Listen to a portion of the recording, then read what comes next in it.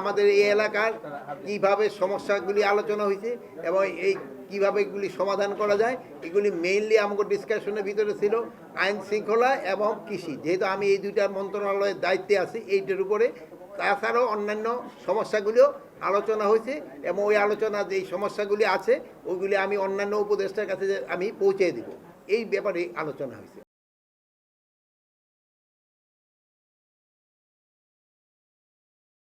সীমান্তে এখন কোনো উত্তেজনা নাই, এখন পরিস্থিতি মোটামুটি স্বাভাবিক অবস্থায় আছে।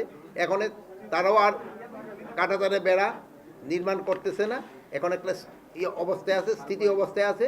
প্লাস আমরাও বলছি যে আগামী মাসে ডিজি পর্যায়ে বিজিবি এবং বিএসএফের ডিজি পর্যায়ে একটা মিটিং আছে, ওই মিটিংয়ে এইগুলি আলোচনা হবে।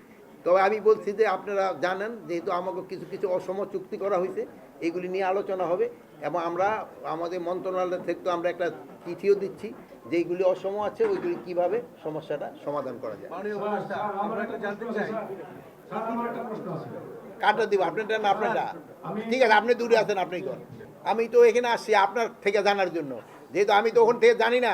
আপনি আমারে বলেন কি, যদি তাগো থেকে উৎসাহ উদ্দীপনা আগের থেকে যদি না বেড়ে থাকে তা আপনি আমার বলেন, আমি তাকে বলবো যে আপনাকে সম্বন্ধে এইটা আছে, আপনারা এইটার আপনারা সমাধান করেন।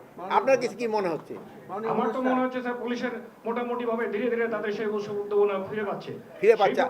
এইটাই দোয়া করবেন যেন তারা আগের যে উৎসাহ উদ্দীপনা এবং তাদের কর্মদক্ষতা আগের মতো যেন ফিরে পায় এবং এটা যেন যত তাড়াতাড়ি পায়, এটা যেন ডিলে না হয়। না না, পুলিশের তদন্ত করার ক্ষমতা নেওয়ার কোনো স্কোপই নেই। পুলিশের তদন্ত পুলিশই করবে, এটা তো অন্য সংস্থা করার কোনো স্কোপ নেই। পুলিশের তদন্ত পুলিশই করবে। আর ওই যে আপনি বলছেন যে ওই যে যেই ট্রাইব্যুনালের যে তদন্ত, ওখানে কিন্তু আমার পুলিশ বাহিনী, আমাদের এখান থেকে পুলিশ বাহিনী নিয়োগ দেওয়া হয়েছে। ওখান থেকে এরা চাইছে এতজন পুলিশ দেওয়ার জন্য আমরা দিচ্ছি পুলিশ অফিসার। এখন ওটা অন্য কোনো বাহিনী, ওটা আমার পুলিশ বাহিনী। আপনার কৃষকের জন্য বার্তা হলো সারের কোনো সংকট নাই, সারের কোনো সংকট নাই, সারের কোনো সংকট নাই। আর যদি কেউ সারের কৃত্রিম সংকট করার চেষ্টা করে, আমি আইন শৃঙ্খলা বাহিনী এবং ডিভিশনাল কমিশনার সাহেব আছে, তাদের বলবো তাদের এগেনস্টে প্রপার অ্যাকশন নেওয়ার জন্য। আর যেই সব ডিলাররা এর সাথে জড়িত হবে তাদের এই দেখবেন এই আগামী মাসে থেকে তাদের ডিলারশিপও চলে যাবে। তাদের কোনো অবস্থায় তাদের ছাড় দেওয়া হবে না, কোনো অবস্থায় ছাড় দেওয়া হবে না। আর আপনি বলবেন কৃষকদের এটা আশ্বস্ত করবেন, যেটা নিয়ে আমাদের দেশের প্রাণ কৃষকরা, তারা যেন ছাড় পায় এবং আমি আপনাদের কাছে বলে যাচ্ছি তারা অবশ্যই ছাড় পাবে এবং যেই ন্যায্য মূল্যে তারা ছাড় পাবে। আর আপনারা এইটা তাদের কাছে প্রচার করে দিবেন। আর আমি আপনাদের কাছে অনুরোধ করব, আপনারা কিন্তু সবসময় একটা সত্য প্রকাশ করার জন্যই কিন্তু এই বিদেশি মিডিয়াগুলি অনেক সময় উল্টাপাল্টা অনেক খবর দিত, কিন্তু আপনারা সত্যটা প্রকাশ করার জন্যই কিন্তু এখন বিদেশি মিডিয়া এখন আর এই অপপ্রচারটা আমাদের করতে পারে না।